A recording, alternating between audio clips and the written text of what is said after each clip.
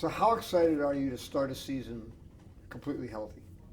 Yeah, I'm excited, really excited. Um, I worked hard this off season, um, like every off season, but um, I feel like it's going to be a special year. We added the guys we added. They're going to fit here, and it's going to be fun. How frustrating was it? You went through the foot injury and you went through injuring both hands last year. Did you start to think, when am I ever going to be able to play healthy? No, I mean both the things that happened to me were freak accidents. I mean, I foul a ball off my foot. Those are things I can't control. And the hand thing. The first time I tore that muscle, my bottom hand slipped off the bat, and I injured my top hand. So those are things that I couldn't prepare for, and they're just things that happen. The other one, my pinky, a bad hop ground ball, and it hits the tip of my pinky and it tears my ligament. Those are things that you can't control, and that's fine. I dealt with the hand situation all year. I got through it. I think I played 141 games or something. And a lot of other guys wouldn't have played that many games. So, I'm coming into this year. I feel great. My hands are healthy. My legs are strong. I feel great. Why was it so important for you to play like that last series in New York? I mean, to me, the game, baseball to me, it's special, and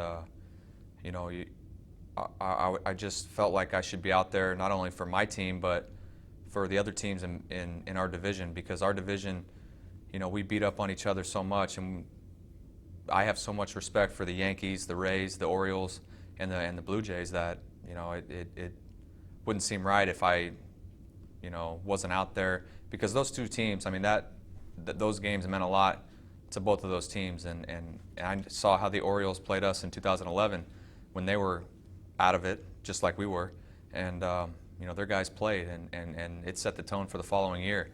So that definitely entered my mind, and I wanted to be out there for our young guys too, that they need to know that in Boston you're not going to be 100%. You're going to have days where you hurt, you get hit by a pitch, or you roll your ankle or something, and they need to know that I'll be there for them, and they should be there for me. Did you ever get the text from Buck Showalter? Yeah, and it was, I texted him right back. It was, that was one of the, that was one of the top things in my career, to get a message from him like that. Him thanking me for going out there and playing, and that was probably the highest thing that's ever happened to me in baseball. I mean, that was pretty special. Well, when he called me to ask me for your number, which I didn't think he'd mind, I gave that. He just said that the whole team wanted to thank you for upholding the dignity of the game, and I thought that was, it was a pretty cool call. He was calling from the clubhouse. Yeah, it's funny because I'm good friends with J.J. Hardy. He lives by me in Arizona, and obviously DeMarlo Hale was there, and they saw I wasn't playing the first day in New York, and they said, well, what's going on? And I said, listen, man, I got my pinky ligaments messed up, my thumb's still beat up, and I broke my ring finger, yesterday, and so DeMarlo was like, oh man, hey, pack it in, and JJ was like, oh, don't play at all, and I'm like, you know what, I think that would definitely mean a lot as a part of our organization to play, and go out there and just show them that we're trying to play the game the right way and be respected by everybody. When we did a forum in January, Buck Showalter talked a lot about you, about his team playing against you. And he told a story about how he was amazed the Red Sox were struggling. Orioles are going for the pennant. And you were out there before the game yelling at Adam Jones about how he's going to try to pull everything. And he said you got into his head so much he ended up trying to pull the ball the whole game. Well, it's crazy. I try to stay away from center field when we're playing them, because he catches everything. So, but no, it's just part of the game, just having fun. I definitely, Adam plays the game the right way, and it's fun to compete against him. So, I was just letting him know, he hit it my way, you're out. So, and he told me the same thing. So it was fun. Now, how important? You talk about fun. How important is it for this team to go back to having a lot of fun? Yeah, you have to here, and because I mean it's tough, you know, I'm sure people say, oh, you know, you guys get paid a lot of money, you get to play baseball, but there's a lot of things in our market that, you know, that are distractions. You know, there's a lot of media attention. There's, you know, everything. You know, your baseball play is not the only thing that's getting examined by everybody. So, you know, to overcome that, in my opinion, is to keep a loose clubhouse, to make everybody have fun. Because when you're having fun, the only thing that matters is playing the game. You just play baseball, you know, and it lets all the other stuff go away.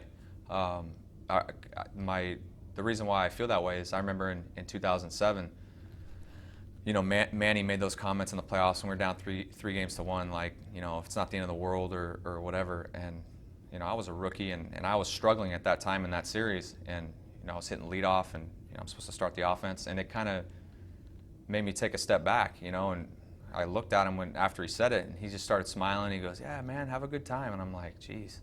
You know, it took pressure off me to you know, feel like I have to carry the load to get on base and do all the stuff, and it made me have fun. And it turns out when you have fun playing baseball, your talents come out, your personality comes out, the team comes together, and, you know, we won the next 7 games and won the World Series. So you have to have fun in this environment. Don't you sometimes almost have to take yourself back to what it was like when you were playing 12 years old, high school, college?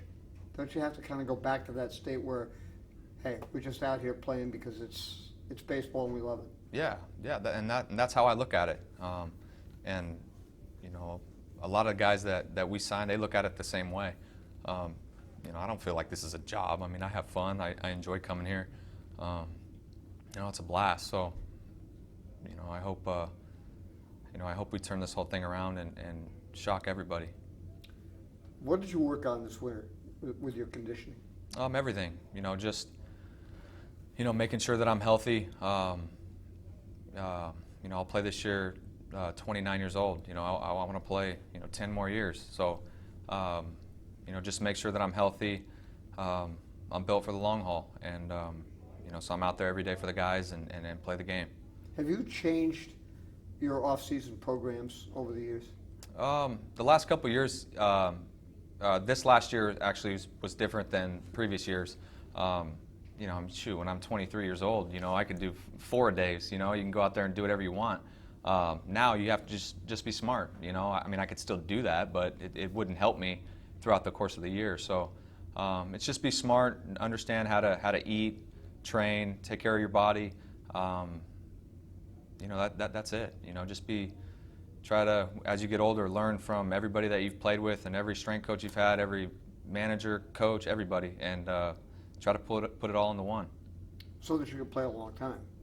Yeah. I mean, don't let the hairline fool you, man. I'm young. All right. So when will you get the 3,000 No, I don't know about that, but I mean, you know, I love playing. I want to play, and I want to set a good example for my kids. I mean, that's one of the things.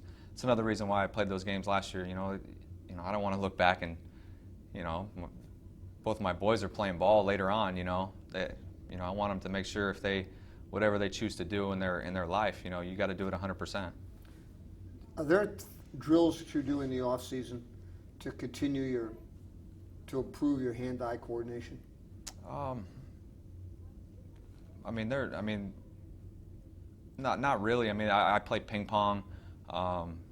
You know, I do little things, but, you know, throw the ball off the wall and catch it. I mean, you know, I'm playing with my kids all the time, so, you know, I think, you know, the more you're around, you know, the more you're practicing at anything, the better you're going to get. So you got to always keep your eyes trained.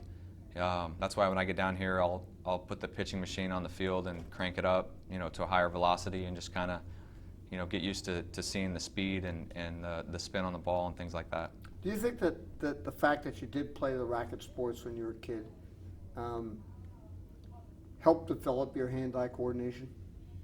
Yeah, sure. You know, I mean, I played tennis when I was younger, and I was always playing ping pong. So, you know, I think, you know, when you play sports, it's hard to hit a ball. So the more reps you have at anything, you know, the better off you're going to be. I mean, it is amazing that to still go back to 2007 when you were coming up and people were thinking, oh, he'll never do this, he'll never do that, and I mean that you've heard me say it many times, but that statistic of having more walks and more extra base hits than strikeouts for your career. I mean, there are only 3 players in the major leagues, one of whom is Albert Pujols, that have that. Yeah, That's all about hand-eye coordination. yeah, absolutely. But I mean, that it takes time to to develop that. When I first got called up, I struggled with it. What makes me good is I use my hand-eye coordination. When I'm always on top of the ball, and if it's away, it's right, middle, it's center. If it's in, pull it. And when I got called up, I was trying to create power, and I was underneath the ball. I wasn't using my only tool is my hand-eye coordination, and I wasn't using that. So, I kind of tried to simplify everything, just like you're playing pepper, and be on time. And after I started doing that, I took off. What about this team this year? I mean, you talk a lot about the fact that you really believe the only thing is about winning. And how confident are you that this team will turn around and have a really good year? I'm very confident. I mean, the best teams that I've been on are the teams that nothing else matters but showing up to the field that day and getting ready to win a baseball game. And, I feel like the guys that the front office has brought in are guys that are going to do that. That's the key to everything. Nothing else matters. Nothing, no distraction matters, no anything. When you come to the yard that day, you're getting prepared to win a baseball game, and we will do that. Do you go out of your way to get to know the young players, or you just accept them and have fun with them? Yeah, it's a big part of the game. I mean, that was one of the things when I got called up. Mike Lowell and Alex Cora, they were, I mean, those guys helped me like you can't. I wouldn't be here in the big leagues if it wasn't for those guys. Guys like that. So, as I got older now, it's my responsibility to do the same thing. So, because I want everybody to succeed. I mean, there's not, I don't walk into a clubhouse and see a guy and I'm like, man, I hope that guy stinks. No way. I hope every single guy has a great career. They have a family. They make tons of money for their family and enjoy baseball. What about, your relationship with, you've been such a great influence on Jose Iglesias. You even had him out to Arizona this winter. How would you describe that relationship? I don't know. I mean, Iggy's, I see what he went through when he's younger. I mean, his story about, coming over from Cuba and all this stuff. And, he learned English in a year. I mean, this guy wants to be great. Like, he doesn't want to just be in the big leagues, and I feel that off him. And I think that's a great thing, and he's willing to work, put in the time. He's still learning. That's the most important thing. He's young, he hasn't had the opportunity to go to college like I did and play for a great coach in college like I did and learn how to hit and just learn the game. And,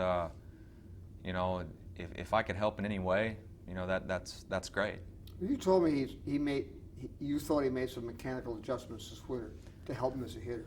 Yeah, I mean, the way I saw Iggy hit offensively is like me when I was in 2006 when I got called up, and in the first month of 2007. It seemed like, because his hand-eye coordination is similar to mine. Fielding balls, it's always, it's easy for Iggy. I mean, his is a lot better than mine. I have to work at being good at second, but and I told him, I said, Iggy, there's no way in life that you have hand-eye coordination like that and you can't hit. That's impossible. So you just need to use it. And then I asked him, hey, you ever play pepper? Like as a kid, hit the ball back and forth. And he's like, no. I'm like, really? That's hard to believe. Like, that's all we did. So like, he came out to Arizona and we started playing pepper, and he was just standing there hitting, and we go to hit and BP on the field, and he's real spread out and like not using what his best part about him, his hand-eye coordination. So I'm like, Iggy, just stand there, man, like you're playing pepper, like we just did. And he's like, man, I see the ball differently. And I'm like, yeah, dude, like you're using, this is what will make you good. You have to use your strengths and avoid your weaknesses. And he looks great. He looks good, and he's open to trying to be better, and you appreciate that. Well, you have been good to him from the first time he showed up here. Is that all about team? You take that? Yeah, because there's going to be a time in my career here that Iggy's going to have the most important bout of our season. I believe that, and when he gets up there, I'll be 1,000% confident that he's going to have the right approach and put together a quality at bat and give us the best chance possible to win. And what's it been like? I know it's only been a day or two, but have you had any feedback working with Brian Butterfield? Oh, he's awesome. Yeah, there's a lot of energy. It's fun, and just seeing him from the other, playing against the Blue Jays and just, getting to know him over the years, it's awesome. I mean, it definitely, makes you want to, put on your uniform a little bit more and hurry up and get out there and start going to work. I mean, I know that you're one of Derek Jeter's favorites, and Derek made 57 errors and then met Butter, and it's always said that, he's been one of the greatest influences on him in baseball. Yeah, he's very smart too. That's what I'm, most excited about as the days go here in spring training and the weeks, and we get into the season is, just picking his brain and trying to understand, other philosophies and trying to put that part into my game too. It'll be fun. So you're never going to lose that fun, are you? No. Last year wasn't fun. Tried to have some fun, but it's tough losing, man. That was the first time I've had a losing season in my life, and I'm done with it. That's good.